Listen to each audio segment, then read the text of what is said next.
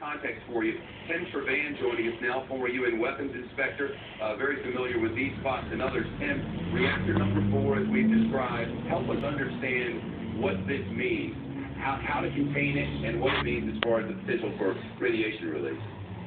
Well, as we've been hearing, there's 2 sets of nuclear material that we have to worry about.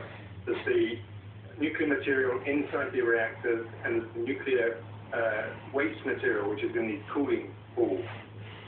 This fire is in the cooling pool, which, as you said already, it's not inside the containment structure, which can deal with pressure and with shielding radiation.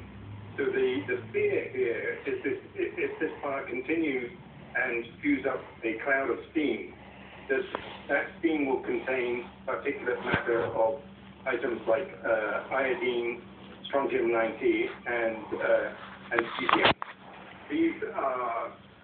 These are materials which are highly radioactive, and so will be a continuing source of radioactivity once they're deposited away from the site, and they'll be contaminating the land around it.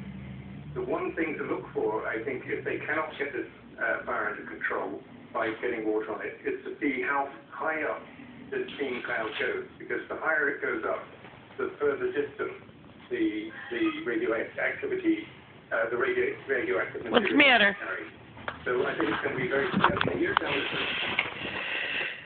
to monitor how high that steam interrupt him, you know, it has this hideous delay, and to that end, back in New York, if we can get somebody from the Weather Center up, so we know that there are 2 sections of prevailing wind.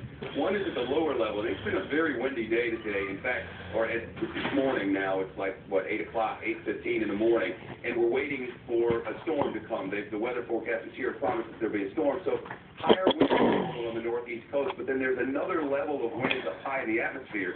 And I know what you're saying. If the surface level winds are not very high, what the hell are you doing? Upper level steering current, then it can take the radiation much farther than that, potentially many more people. But here's what I want to get into with you. Yesterday, this fire burned yesterday, and Tokyo Electric Power Company, or TEPCO, told everyone that they had the fire out. Then it started again today. And what TEPCO is trying to convince us now is